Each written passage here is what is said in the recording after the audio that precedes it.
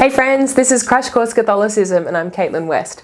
So currently, all of the cardinal or most of the cardinals in the world are either at the Vatican or on their way to the Vatican to begin the process of voting for a new pope in what we call a conclave. So what is a conclave and how does it work?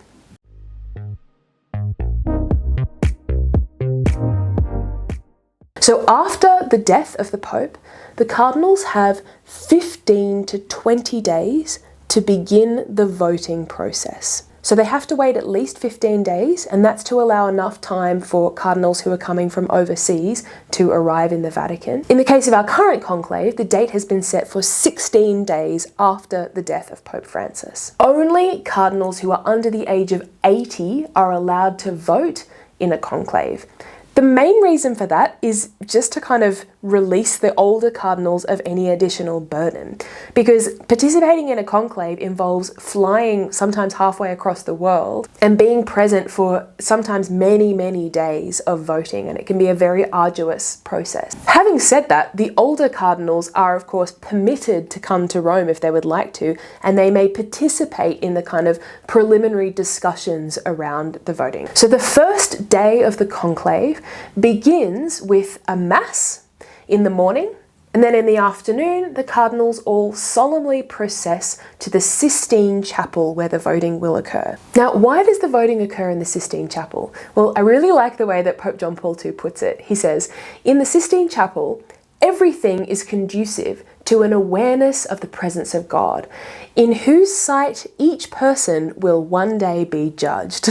So it's a bit of a reminder of, why they're all here and what they're actually doing and what the point of it all is. We're in the presence of God and we are doing this for the sake of the church. Before the voting begins, the cardinals all take an oath, and in that oath they swear 4 things. First of all, they swear to observe all of the relevant regulations for the voting process. So they swear to do everything by the book, basically. Secondly, they swear to maintain absolute secrecy in regard to the voting process. So that means they can't discuss the voting process with anyone ever for the rest of their lives unless the Pope gives them specific, explicit permission to. The third part of the oath involves the cardinals swearing that they will not allow any external kind of influences to change or influence the voting process. So the idea is that they should be guided by the Holy Spirit and not by any kind of secular authority or any other interested person. And then lastly, they swear that whichever of us becomes Pope, I swear to kind of faithfully carry out that role for the sake of the church. After that oath has been taken, then the cardinals all listen to a meditation that is given by a priest or a bishop, in which that member of the clergy reminds the cardinals of some of the key problems that are facing the world at the moment, and also reminds them of the solemnity of their duty to listen to the Holy Spirit and to select the next pope carefully. Anyone who is not a voting cardinal then leaves the Sistine Chapel, and the cardinals are locked in and the voting process begins. Now, before the first vote takes place, one more step happens. 3 cardinals are drawn by lot to be what we call scrutineers. So it's their job to collect the votes, to read them out loud and to tally them up. And then 3 other cardinals are also drawn by lot to be what we call revisers. So it's their job to double check everything that the scrutineers have done. So once those roles have been drawn by lot, then the first ballot begins. So the way the voting process works is that each cardinal writes a name on a piece of paper, folds the paper twice, and puts it in a receptacle. Once all of the votes are gathered, they are then mixed up and counted. And the reason why they're counted is to make sure that the number of votes corresponds with the number of cardinals. If the number of votes is not the same as the number of cardinals, then all of the ballots are burned and the whole process starts again. So once the votes have been counted, they are then read aloud. The first scrutineer takes a ballot, opens it, hands it to the second scrutineer, who hands it to the third scrutineer, and then the name is written down, and the ballot itself is pierced with a needle and placed on a string with all of the other ballots. And the reason for that is to make sure that none of them gets kind of lost or mixed up with anything else. Once all of the votes are read out loud, they're then counted. If one person has a 2/3 majority, then that person has been validly elected Pope. If there is no 2/3 majority, then all of the ballots are burned and they start again. And after each ballot, the revisers need to check everything that the scrutineers have done.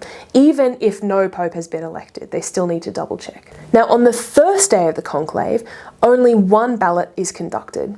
On every other subsequent day, up to 4 ballots are conducted, 2 in the morning and 2 in the afternoon.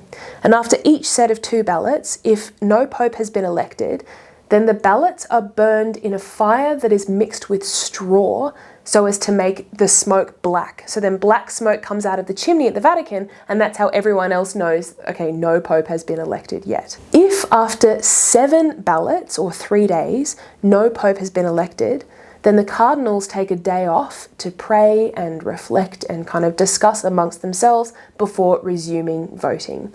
And this can occur up to 4 times for 4 sets of 7 ballots.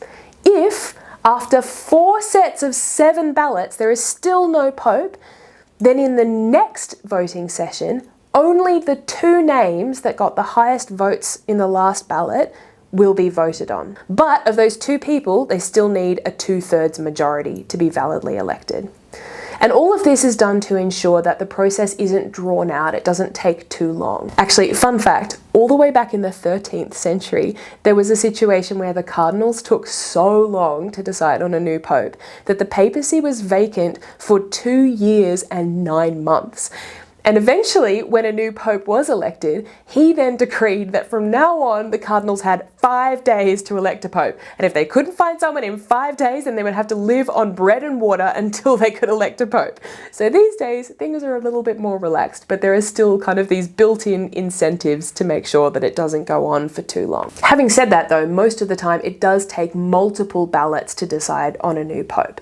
So if we look at the 20th century, for instance, over the last 100 years, in every papal conclave, it's taken at least 3 ballots to decide on a pope, and sometimes it's taken more than 10. Once a pope has been validly elected, then the dean of the cardinals will ask him on behalf of all of the cardinals, do you accept your election as pope?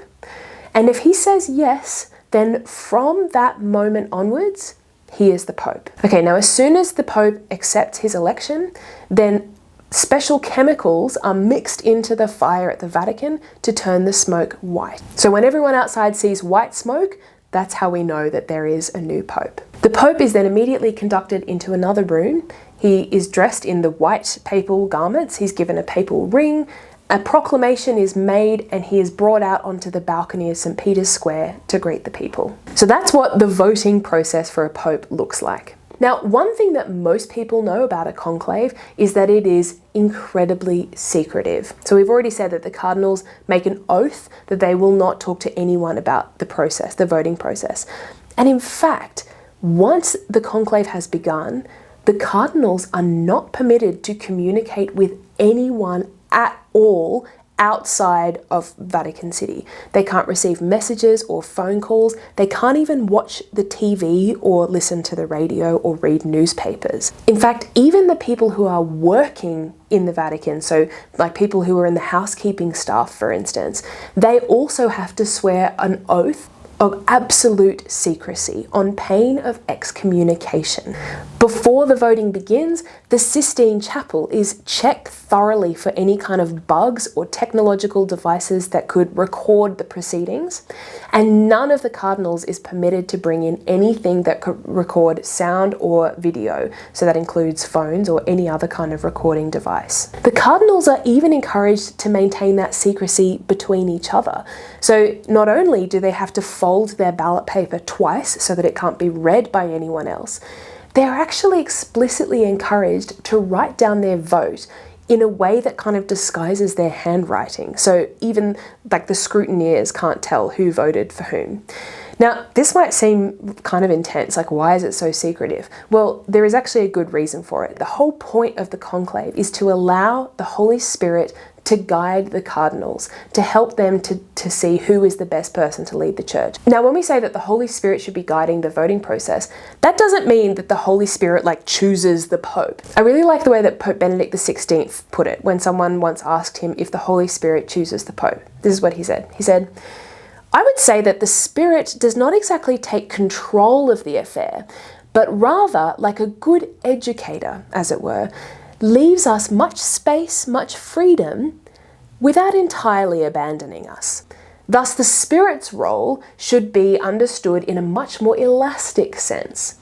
Not that he dictates the candidate for whom one must vote.